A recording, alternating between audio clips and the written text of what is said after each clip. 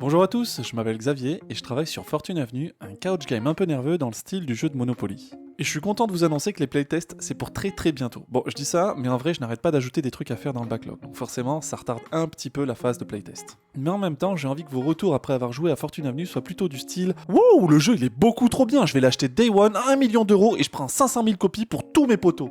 Bon, je m'emballe un petit peu, mais j'avoue que ce serait le top de n'avoir que des retours comme ça. Par contre, là, je cherche juste à éviter le pire, c'est-à-dire à éviter d'avoir des retours du style comment on joue Qu'est-ce que c'est que ce bouton là Et pourquoi le jeu il se lance pas Et comment on fait ça Pour éviter le pire, donc, je fais plein de tests, et avec tous les ordi que j'ai sous la main. D'ailleurs, j'ai un ordi portable tout pourri qui a bientôt 10 ans, et grâce à cette épave, je trouve plein de bugs. Certains sont faciles à régler, mais il y en a un qui m'a donné du fil à retordre.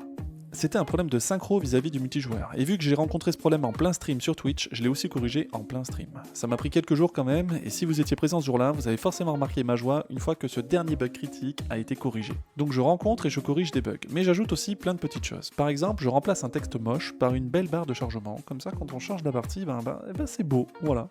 Mais des fois, je pars complètement en vrille et je me mets à implémenter des trucs en me disant des choses assez stupides du style ouais, ça va prendre quoi, 20 minutes Ouais, allez, 2 heures, grand max. Et c'est comme ça que je me retrouve une bonne semaine plus tard avec la possibilité de faire des parties de 2 à 4 joueurs avec des bots et ou des humains. Alors voilà, c'est super, hein, mais sauf que ça n'était pas du tout prévu pour l'accès anticipé, du coup c'était encore moins prévu pour la démo. Mais c'est rien, enfin, j'ai juste dû revoir la page de Steam en urgence et ça va, bien, oui, bien, ça va bien, oui.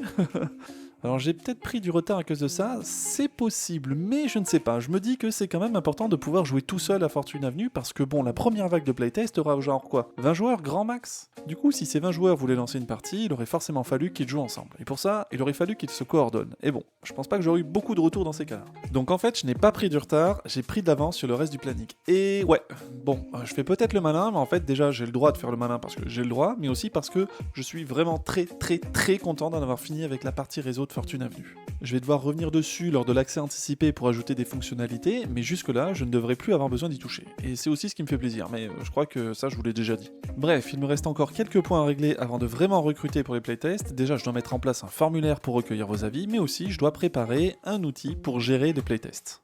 Je compte me servir du serveur Discord pour enregistrer les demandes de playtest. Avec un outil fait maison que je n'ai pas encore fini de développer, vous allez pouvoir vous enregistrer et le bot sélectionnera automatiquement les joueurs qui pourront tester le jeu. Via cet outil, de mon côté, j'aurai un tableau de bord qui contiendra le nombre de joueurs inscrits, le nombre de clés envoyées ainsi que le nombre de formulaires de retour remplis. Cependant, vous devez quand même vous poser une petite question, mais pourquoi que 20 joueurs en fait Pourquoi pas directement 250 Nous, on a tous envie de jouer, hein.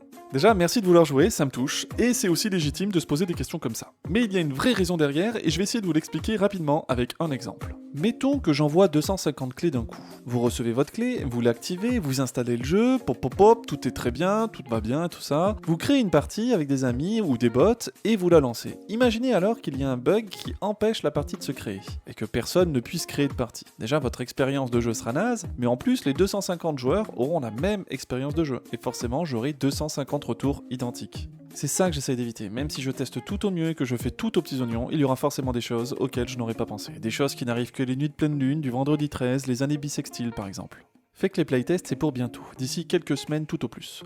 Donc pour ceux d'entre vous qui seraient intéressés par y participer, sachez que je commencerai à recruter bientôt, et si vous ne voulez pas manquer l'annonce de recrutement, vous pouvez vous abonner à la chaîne, rejoindre le serveur Discord, wishlist et même suivre la page Steam. Voilà. En attendant, on se retrouve dans une prochaine vidéo, et prenez soin de vous.